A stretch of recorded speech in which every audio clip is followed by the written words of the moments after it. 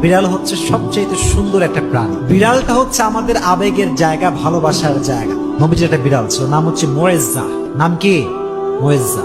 একটা হাদিসে এসেছে, অবাক করা হাদিস। দেখেন, নবীজি একবার ঘরে প্রবেশ করলেন, নবীজির জামা রাখা আছে।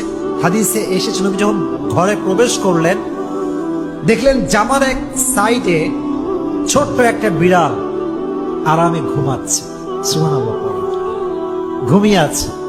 নবী যখন আসলেন, তিনি চাইলে ডাকতে পারতেন যে বিড়াল ওঠো, আমার নামাজের সময় হয়ে গেছে, আমার জামা আমাকে দাও।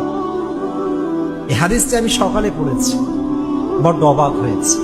হাদিসে এসেছে নবী বিড়ালকে ডাকেন নাই, তার শরীরে স্পর্শ করেন নাই। নবীর জামার যে অংশে বিড়ালটা শুয়েছিল, নবী যে ওই অংশটুকু কেটে ফেলেছেন, তবুও বিড়ালকে ডিস্টার্ব করে নাই। সুবহানাল্লাহ।